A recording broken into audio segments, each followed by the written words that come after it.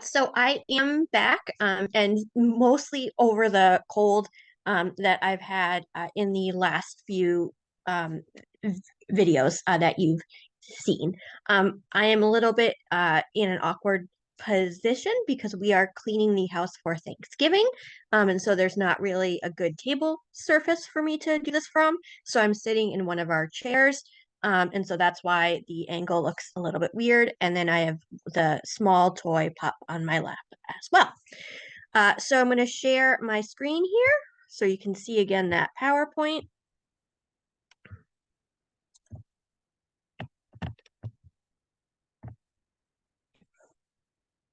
Okay, we're just waiting. Okay, we're just waiting until it, or wait till, oh. So last time we ended, or I ended my last video by talking about the pyramid text. And so that's what I'm going to get back to now.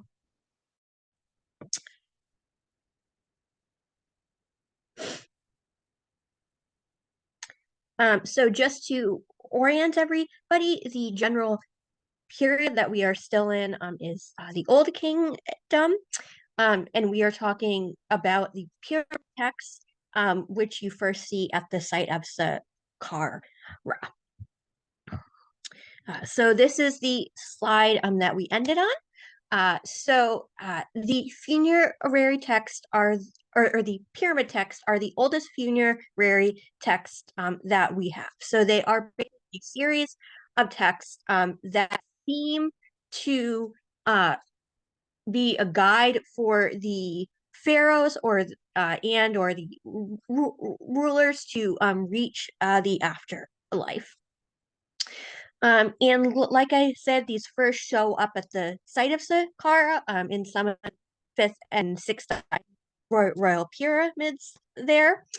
So we have pyramid texts that are still in situ, so still within some of these pyramids on Saqqara, but we also have pyramid text chunks in museums that were originally in these pyramids, and if they were found, the 19th to 20th century, they may have been detached from the pyramids and now are in different museums.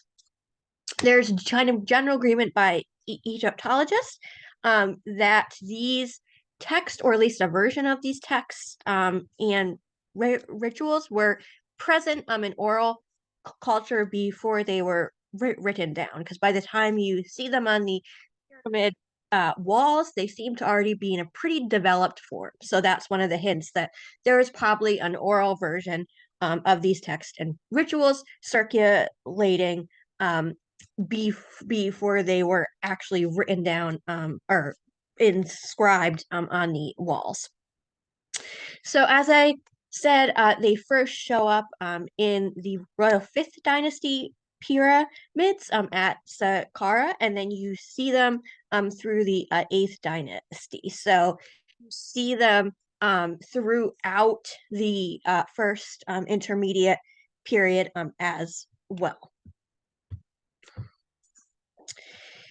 So, like I said, the looking at the different rituals, the overall goal seems to be to help the royal person to get to the afterlife in a corporeal or full body form and get to the stars.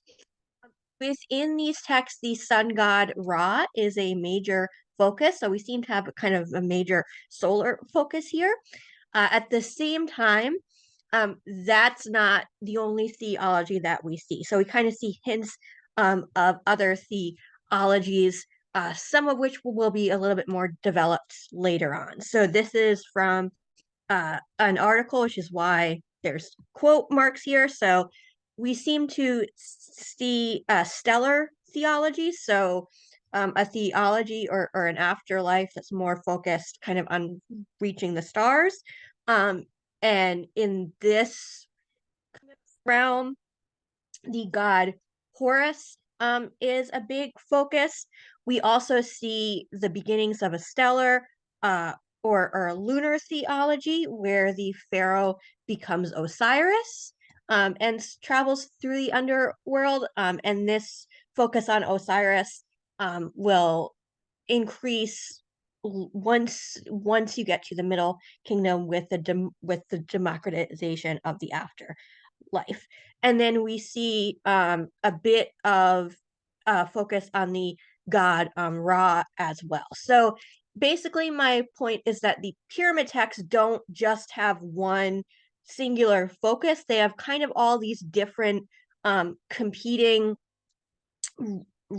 rituals and religious systems that kind of seem to all be in the air and circulating at the same time. And this gives us a sense of the flexibility of the ancient Egyptian religion, which you see again and again from the Old Kingdom on. So if you want to read some of the pyramid text yourself, or at least one of the or some of the major ones that have been found in some of the major pyramids, there have been English translations done. So the fullest edition for texts that are found prior to 2015 is the series itself is called Writings from the Ancient World. And the book that deals with the pyramid text is called The Ancient Egyptian Pyramid Text, the second edition by James P. Allen.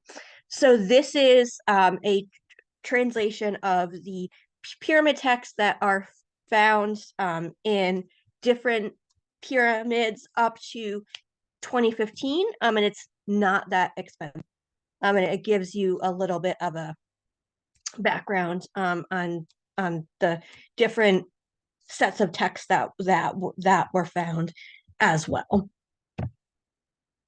So just to kind of remind everyone where Saqqara is, it's within those pyramid fields that I talked about in the last video, because for a lot of the Old Kingdom, this kind of the delta and this lower Egypt region was the main political and religious center.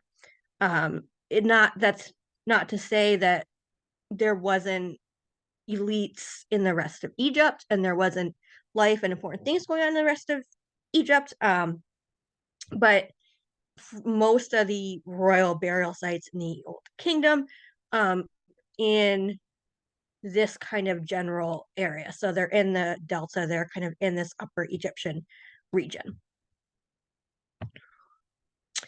So this is a graphic that I think we've seen before as well. So this is Giza. This is the site of Saqqara. So this kind of gives you again a sense of how modern Egyptologists have divided it into North Saqqara and South Saqqara. This is the approximate location of where the ancient capital of Memphis was during the Old Kingdom.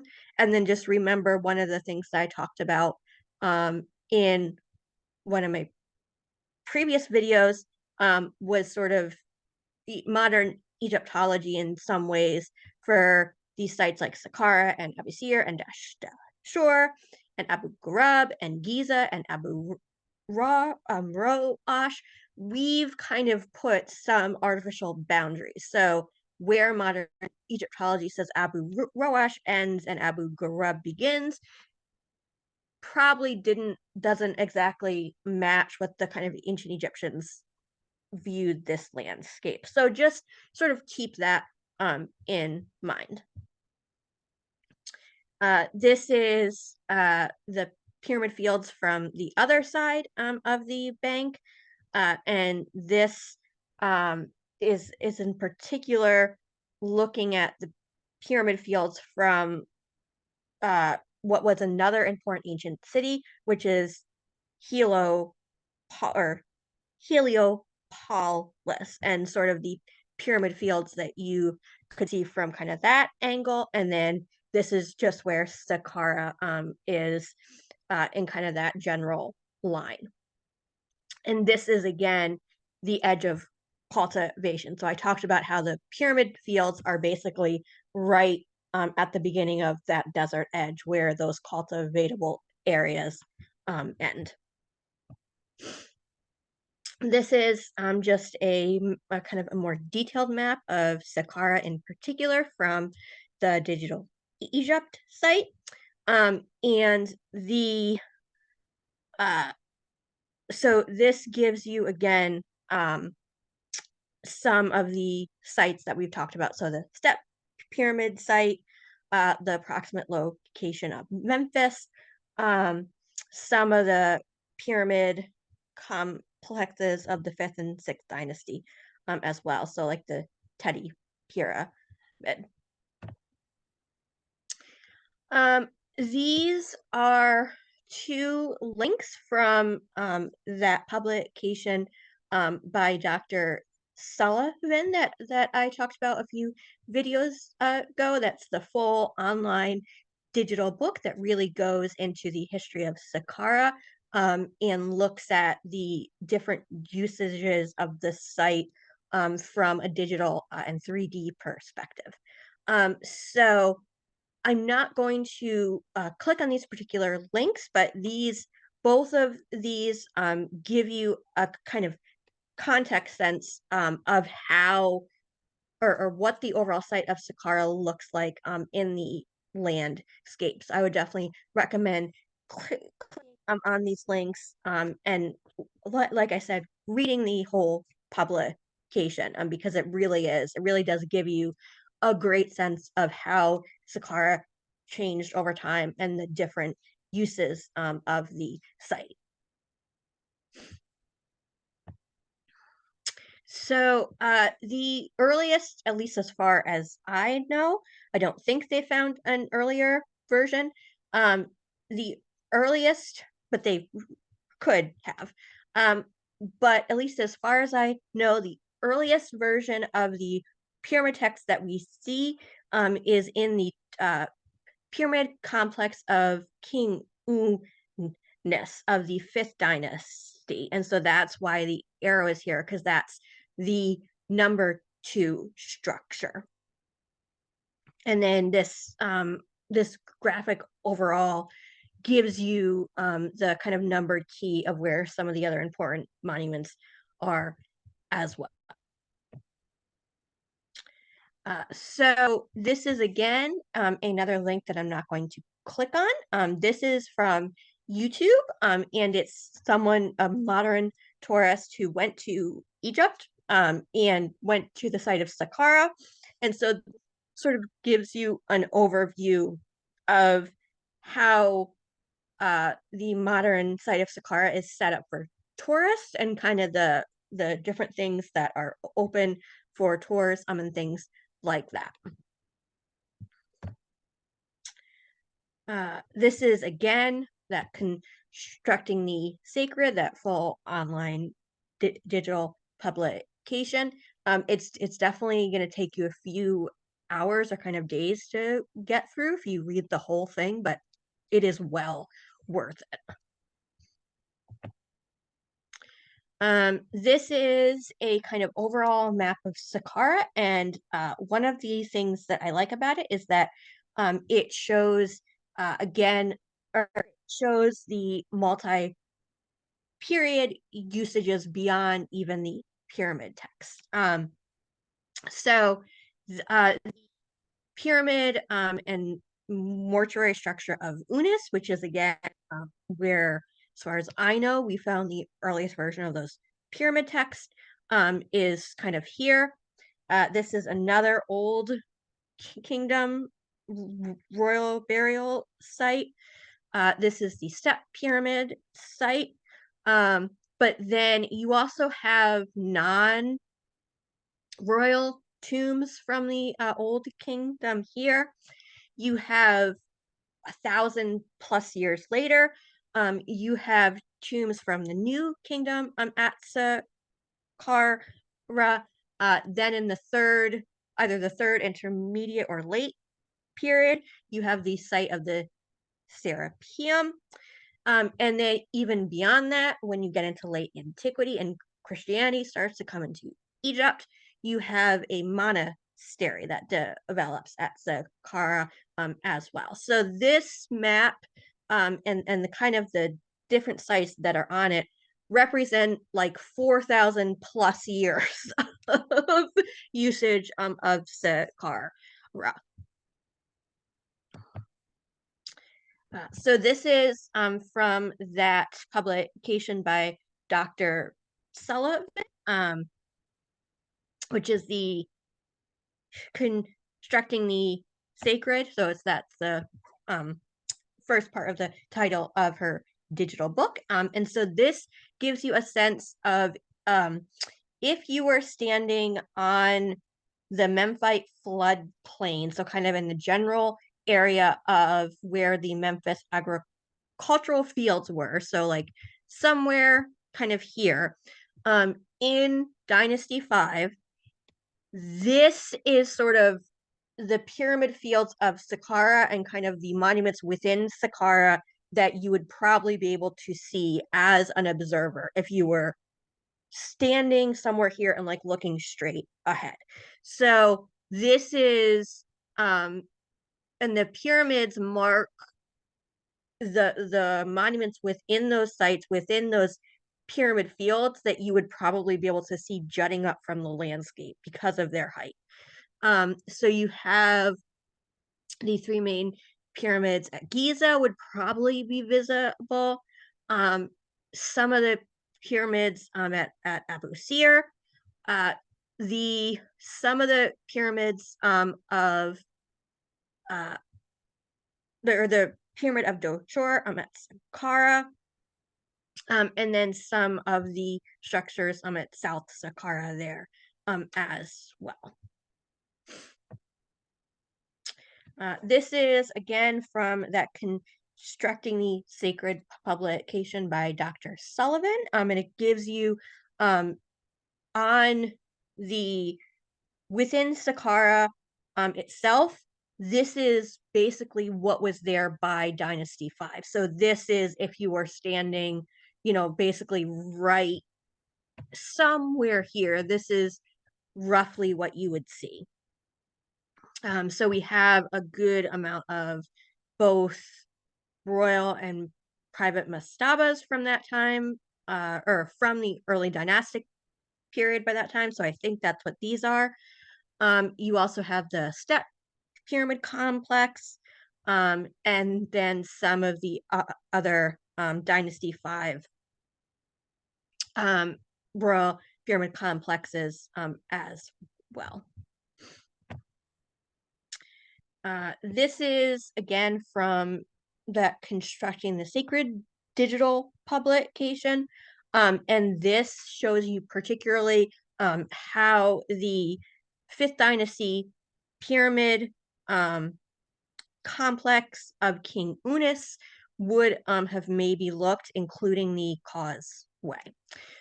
So this is the Valley Temple of King Unis from the 5th Dynasty here. And so then there's a causeway that connects to his actual pyramid, which I think is here. And then you have the 3rd Dynasty step pyramid of Doshur here. This is a kind of another view from Dynasty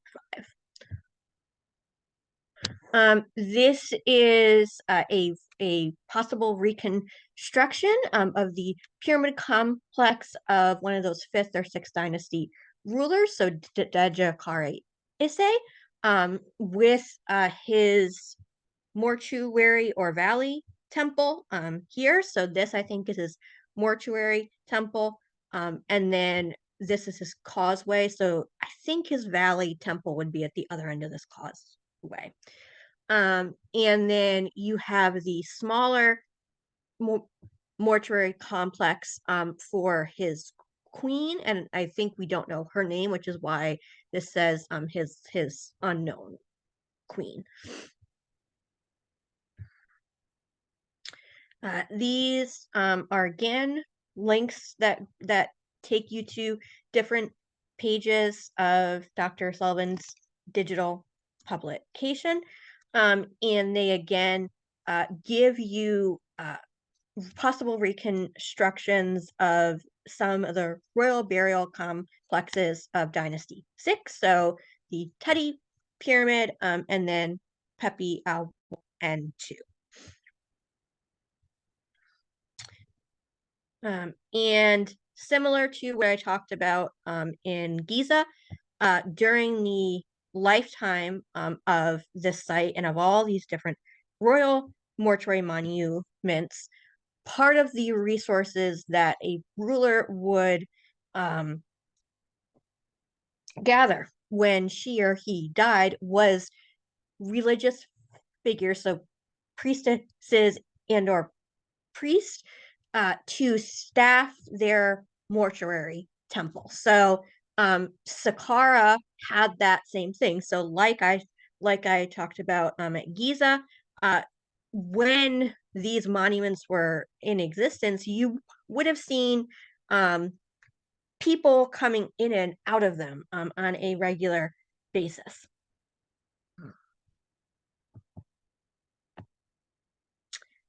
So this is similar to what you've seen a similar graphic here. So this is that view of Dynasty 5. This is if someone was standing on the Memphite floodplain a little bit in Dynasty 6, and the different monuments that they might have seen when they're looking across to the pyramid fields. This is a graphic that I think I've showed you before as well. So it shows the possible changes in the Nile over time. And it focuses particularly again on those pyramid fields. And so Abusir, so Saqqara is here. So this is the site of Saqqara where the royal pyramids are. And then these again are the different colors represent years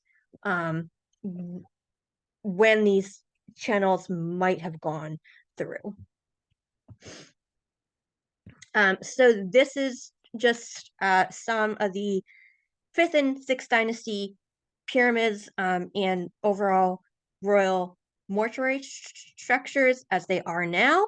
And for a lot of them, we just have the foundations. So fortunately, it's, you really don't get a clear sense anymore how imposing they looked when they were first built and the amount of activity that probably went on in them on a regular basis as well. So you kind of just get the sort of mounds that are left. But like this and this was once a pyramid full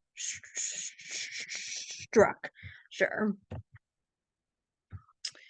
All right, so now I'm going to talk a little bit about some of the social history of the Old Kingdom and some of the general burial customs. So this is from the Digital Egypt site. And so it just talks a little bit about the general burial customs that we see in the Old Kingdom, which again, most Egyptologists for the Old Kingdom put Dynasty 3 through 6. And so one of the things that you see in the Old Kingdom was we don't have a lot of actual burial goods, but we have a lot of effort put onto the wall reliefs of the mastaba and basically representing the objects on the mastaba that in the early dynastic period and maybe before you saw as actual objects.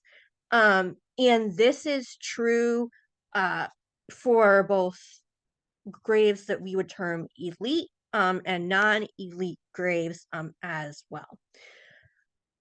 So this graphic talks about that a little bit more, and it goes into these are some objects that the Petrie Museum has that come from Old Kingdom burials. So we still see so we see canopic jars and mummification of some kind. We also start to see some model pottery as well. And this is one of the other things that we see is a Saradab chamber. So basically, a kind of a body backup for your spirit to sort of dwell. And then these are some of the things that we find in either tombs in what Egyptologists call provinces, or in graves that are maybe not elite, so maybe like more shaft term graves rather than the fancy mastaba type graves. And then in terms of the administration that you see in the Old Kingdom, um, you the Egyptologists still kind of disagree on how that should be viewed. And so that's why this graphic, again from the Digital Egypt site, gives you sort of two options, because the evidence can kind of be used to argue for either model. So it can be used to argue that you have kind of a central royal family in charge, but the different provinces were mostly under the control of kind of these local chiefs. And while they had a responsibility to the central government for certain things, they had autonomy in kind of their local areas.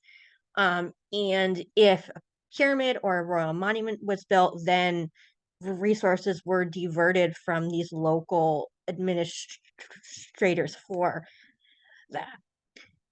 Evidence can also be used to argue for kind of a very different model, or a very different way of organizing things, which is tight control, as this graphic phrases it. So that the local administrators had very little autonomy, and the central ruling family and central government really did control everything. So again, Egyptologists, there's evidence that can support both these models. One of the things that Egyptologists do agree on, although again the reasons for this are still not clear, is that by the time you get to the end of what Egyptologists call the Old Kingdom, you do have many of the provincial tombs outside of the royal centers like Giza and Saqqara. You do seem to have those provincial tombs become more and more important, and less officials are choosing to be buried within the physical proximity of their local ruler. And so again, the exact stages of this are something that is still unclear, but most Egyptologists agree that yes, this is something that you can see in the archaeological record towards the end of what they term the Old Kingdom. I think there's also general Egyptological consensus as well, that the end of what we call the Old Kingdom coincided with a period of environmental change and environmental stress, with things happening like maybe a low Nile. And so again, how exactly how that played into the collapse of the Old Kingdom and kind of the eventual loss of central royal authority is something that's not clear. But again, I think most Egyptologists agree that something does kind of things do start to go downhill in the uh, environment towards the end of what we term the Old Kingdom, and that probably did have some effect or played in some way into the loss of centralized royal authority. Okay, so you get the end of the Old Kingdom. And then you get basically that first chunk of time when there's different families that are competing for power, and Egypt basically breaks up into different regions. So I talked about how Egyptologists have given those periods the term intermediate periods. So at the end of the Old Kingdom, you have that first intermediate period. So that first chunk of time when centralized authority breaks up. And then that's followed by the second period of time when there's a centralized state and one royal family in charge, which I've talked about. Egyptologists have termed those kingdoms. And so you now get the middle kingdom because it's the second chunk of time when that occurs. So, in terms of the official start of the Middle Kingdom, again, that's kind of a little fuzzy because one of the original, basically local dynasties in the intermediate, Dynasty 11, one of its rulers, Mentuhotep II, who is in kind of the general region of what we call, or what the Egyptians called Thebes, and what's kind of the modern region of Luxor. He basically, like in the middle-ish of his reign, he decides that he wants to rule all of Egypt, and so he basically reunifies the country.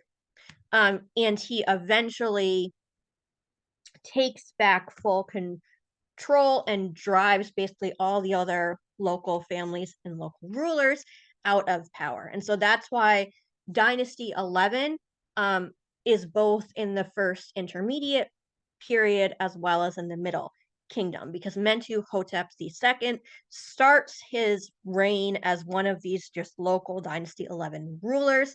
By the end of his reign, he has reunified the country, and he now has full control. And so this is where we first see the phenomenon that we will see again in the New Kingdom, where Thebes sort of, or what starts out as kind of a local dynasty in Thebes, begins the drive to claim full rulership, not just in theory, but in practice with military campaigns and things like that over the whole of Egypt. And so when we get to the Middle Kingdom, we're basically starting to see the general shift of power from what was Lower Egypt to kind of Middle and Upper Egypt and in that Theban region. So it's not like those old kingdom sites of Saqqara and Giza and Abu Sir and those pyramid fields suddenly were abandoned. They just weren't the primary ritual and royal burial site for a lot of the elite once you get to the Middle Kingdom. Okay, so this is a graphic that we've seen before. Again, I just put it there to kind of show you where we are and kind of the general chronology. So we're in the Middle Kingdom. So we're Egypt by the time you get to the Middle Kingdom, the state of Egypt has been in existence for at least 1,000 years, or around 1,000 years. So this is a graphic that again I've showed you before from that World History Encyclopedia site, and this gives a kind of a closer approximation of, at least right now, what we think are the calendar years for some of these periods. So Egyptologists think the Middle Kingdom was roughly from 2,140 to 1,782 BCE. This is a map that sort of gives you the some of the changing geography of the country from the Old Kingdom to the Middle Kingdom. Because one of the other things that we see in the Middle Kingdom is we see uh, expansion and more conquering in a permanent sense of what the ancient Egyptians called Nubia, which again roughly is modern day Sudan, or part of which is roughly modern day Sudan. And so along with that, we have a series of forts in the kind of the border regions of what they call Nubia, which are built. So basically, it's in the Middle Kingdom that we see more regular foreign engagement and claiming ish of territories outside of Egypt proper by the different rulers. And so this is kind of those general regions. So again, in Old Kingdom Egypt, this was sort of the main center of religious and royal power. When you get to the Middle Kingdom, when you get to Mentuhotep II and Dynasty 11, by the end of his reign, the kind of center of power has started to sort of move down here. And then you get some of the 12th dynasty, I think it's the 12th dynasty rulers that really start to actively conquer parts of Nubia down here. And so there's forts that they pay to have built on the Nile River as well. And for a good number of these forts, they were either moved or are now buried when the Aswan Dam was put in and Lake Nasser was created. This is just a map that gives you a sense of the kind of larger ancient Near East outside of Egypt and sort of what was happening there during the Middle Kingdom. So the 12th dynasty is the dynasty after Mentuhotep II dies, because he's the 11th. So in what we now call Greece, you have the Minoans that are the kind of main power on Crete. And then you do have the Mycenaeans kind of on the mainland a little bit. In what we would sort of call the Middle East, you have you have the city of Babylon that's like one of the main powers. You also have the Assyrians that are starting to emerge as a regional power. And then you have different states in modern day Syria, and kind of, I think, into here.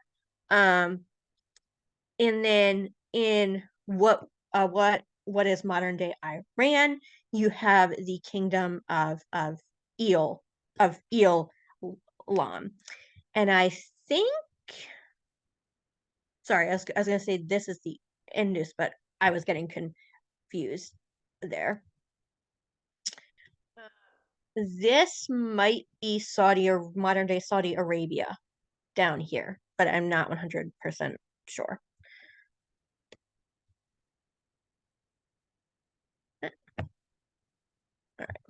Um, this is roughly modern day Turkey. And this is roughly modern day Israel. And then you're getting into Syria here. Here you're getting into modern day Iraq or here you're getting into modern day Iraq. And then this is modern day Iran. Okay. So again, these are both YouTube videos and links that go into a kind of more summary of the Middle Kingdom and sort of how it starts. So I'm not going to click on these, but again, if you want to download the PowerPoint yourself, I put those there in case you want to watch them. So as I said, the Middle Kingdom is the second period when Egypt is a centralized state. I talked about how Dynasty 11 technically spans both the first intermediate and the Middle Kingdom, which is why the Middle Kingdom here is the second half of Dynasty 11. Because Mentuhotep II starts out his reign as just one of these many local rulers, and by the end of his reign, he's reunified Egypt. And then Dynasty 12, and then Dynasty 13 is another one of these dynasties that has gotten debate on whether it should be put in the in kind of the end of the Middle Kingdom, or that second intermediate period. So that second chunk of time when the state breaks up. One of the things that, again, Egyptologists largely agree on is that it's during Dynasty 11 and 12, particularly Dynasty 12, that the state and that the centralized state holds the most power.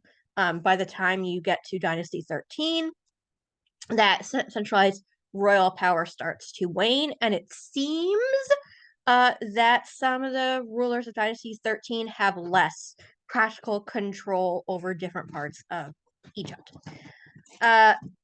Again, depending on which dynasty you're putting in the Middle Kingdom, it's around 350 years.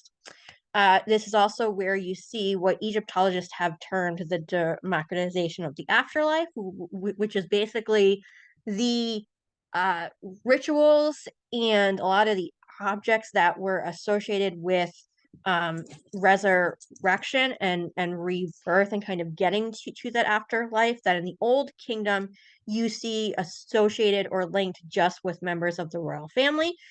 You start to see in the Middle Kingdom those objects and those rituals in different forms.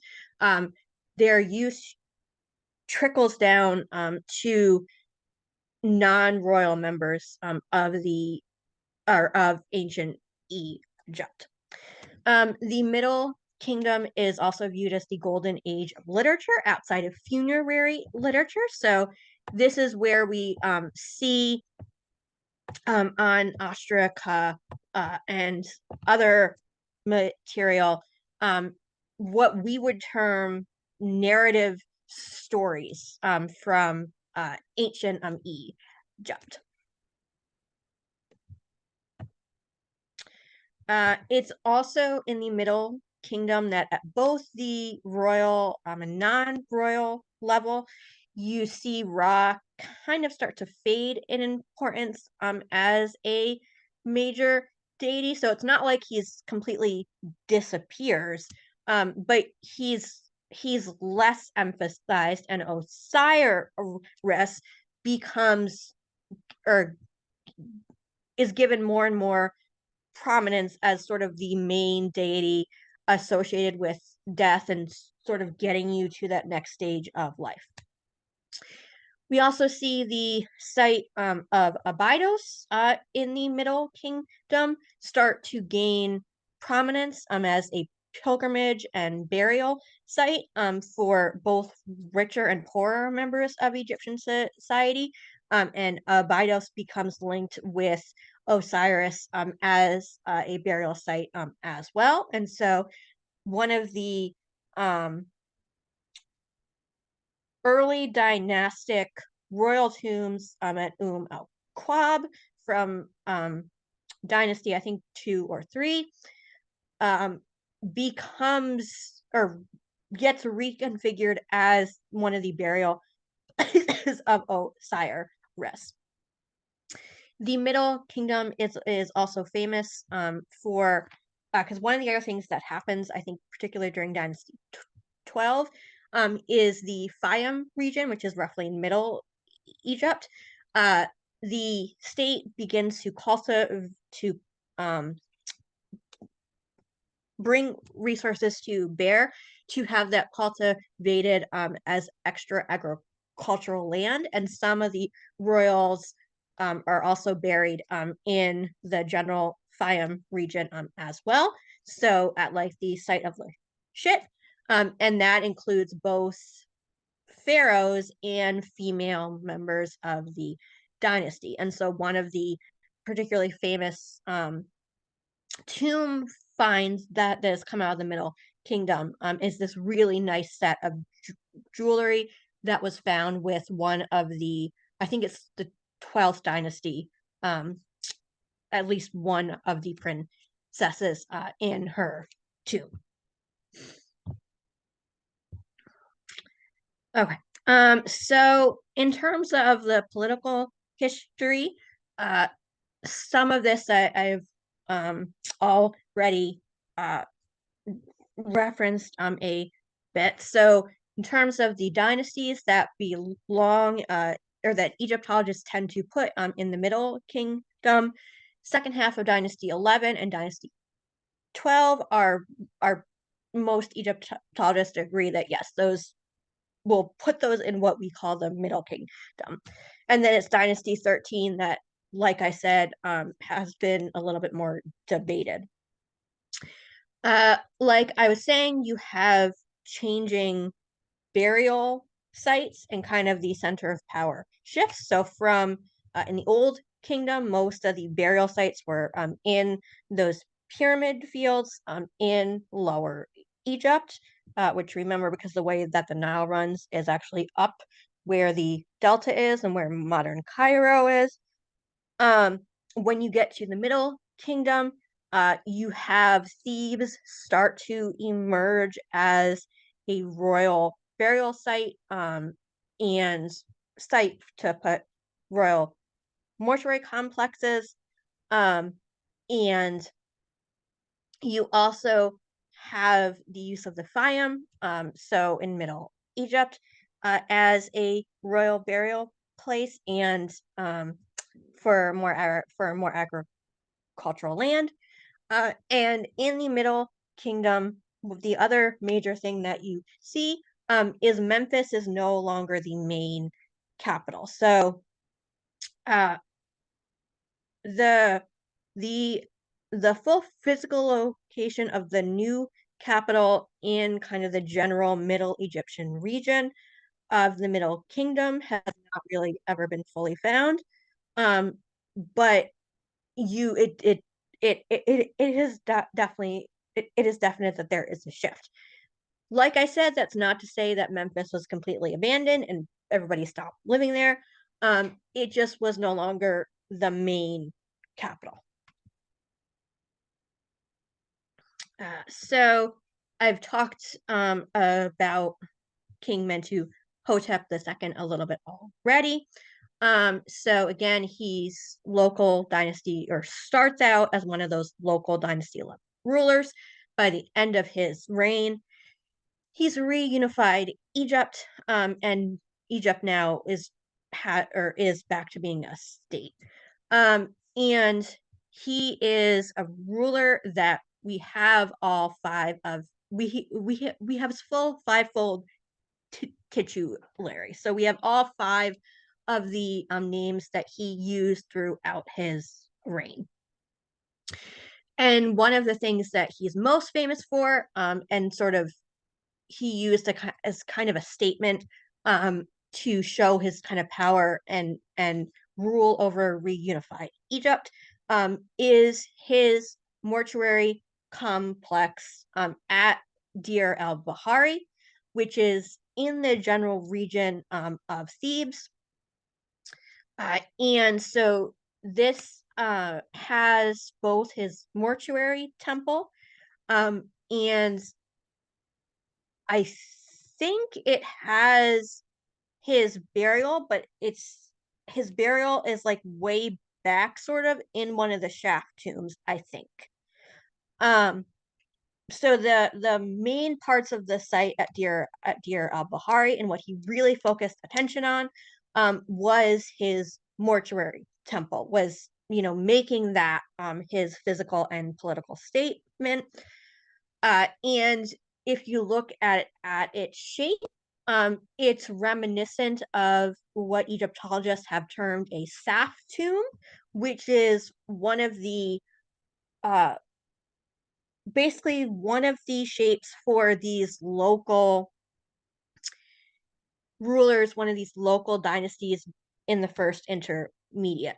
So by using echoes of that local style for his mortuary temple, or directing his builders to use that for his mortuary temple, he's trying to sort of speak to both elements of a united Egypt, but also a nod to the kind of local elites of Thebes. And most of, or a lot of the architecture of this mortuary temple is now scattered in different museums around the world. So again, a good chunk of what's on there now for his part of the site is really the foundations.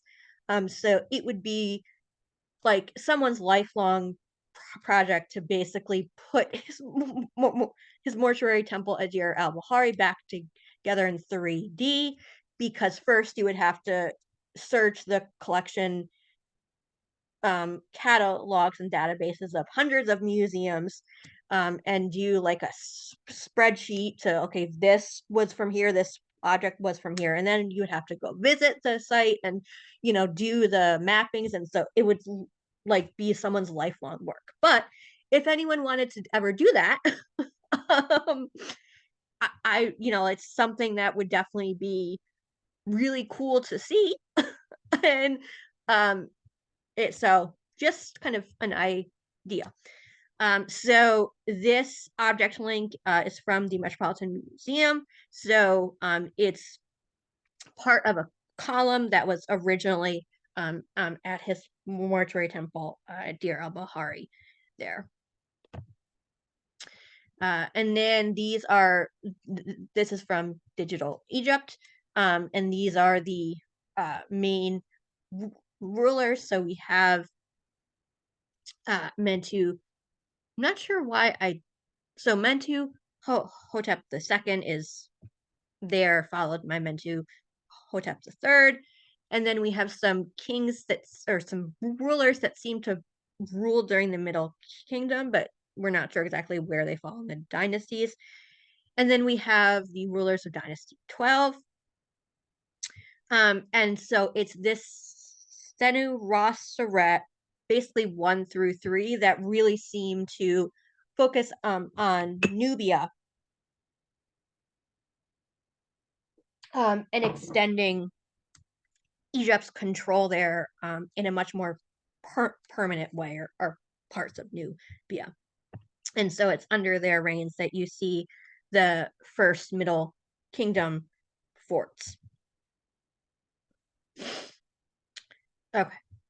One of the other major things that you start to see in the Middle Kingdom that really revs up in the new is the monarchs put some of their resources to paying for temples to different deities, particularly the god Amun, in Thebes. So this is basically, we're getting the first temples of what will eventually become the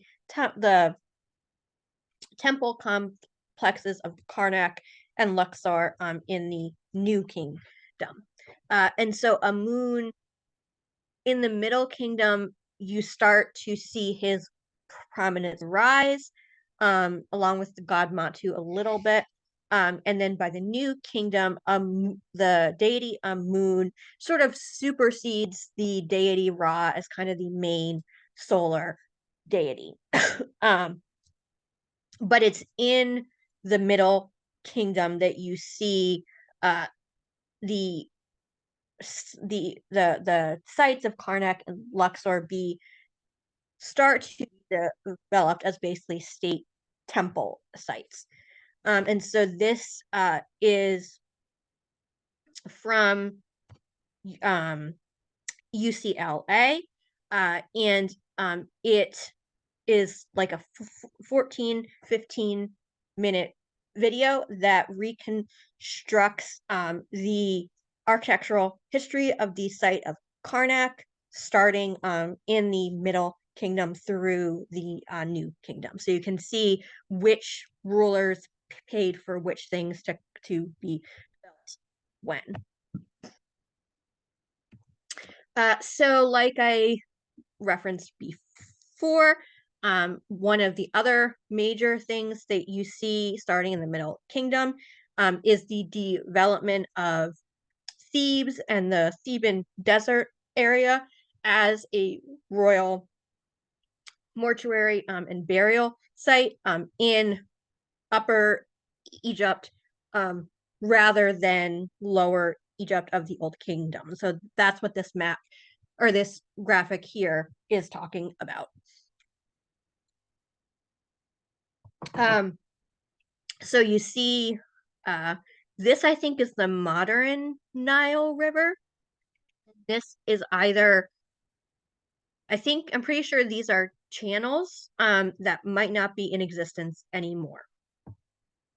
And so this is again land that was cultivatable, that people were living on.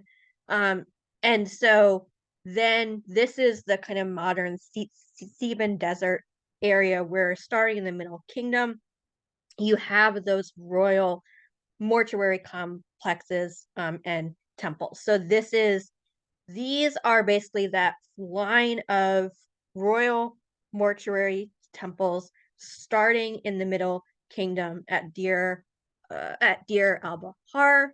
So this is where Mentuhotep II had his mortuary temple. And then you get into the New Kingdom, and more mortuary temples pop up kind of on this line. And in the New Kingdom, the phenomenon that I talked about before, where the royal burial site and the royal mortuary temple site are completely separated, basically reaches full fruition, because in the New Kingdom you have the royal family members, both those who reach the throne and those who never did but are part of the royal family, are buried in the Valley of Kings or Valley of Queens, or kind of at the beginning of the New Kingdom, in this kind of general area here, a little bit here, and then you have their mortuary temples that are at the edge of the cultivation field. So Tutmosis II, Ramses II, Tutmosis IV, Meren Ta. This is the mortuary temple of what was the mortuary temple of Amenhotep II. The colossi of Memnon are sort of what's left of that complex. And then Ramses III. And then these are some of the palaces that we think some of those new kingdom rulers lived in at certain times. And then on the other side of the bank, so again, where the cultivatable land is, you have the temple, you have you have the sites of Karnak and Luxor. So these are multiple temples paid for by different rulers starting in the Middle Kingdom over time. And so Luxor Temple doesn't have quite as many temple buildings. Karnak has a little bit more, and Karnak is, in terms of which deities are honored at Karnak, it's kind of roughly proportioned off. So we have the deity Mut that has her sort of area where temples are built and shrines are erected to her. Then we have the area that's sort of dedicated to the god of Moon, and then kind of the area that's dedicated to the god Matu. In terms of modern tourism at Karnak, I think it's this precept of a moon that is generally the most open to tourism, like general tourists coming in and out. The precepts of Matu and Mut, I think, are there's archaeological work and expeditions that are ongoing within them, but these are just not as open to tourists as this main chunk is here, I think. So this is a tablet from a foundation deposit of King Mentuhotep II at Deir al-Bahari, so his mortuary temple. So one of the things that the Egyptians did when they finished building a temple or a mortuary building was they would have these foundation deposits. So they would have objects that were ritually put into the ground to honor the deity of that place, but also to kind of mark who was responsible for paying for this building. And so that's kind of what we have here is we have an object that was found originally one of these foundation deposits with the one of the names of Mentuhotep II, and some of his titles, or some of the titles of sort of general rulership as well. So I'm not going to go through all of this, but I'm just going to give you what it says. So this part says,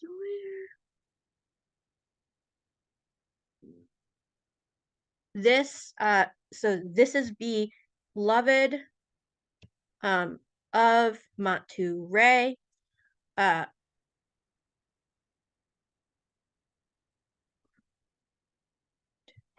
Stop. Sorry, this is beloved.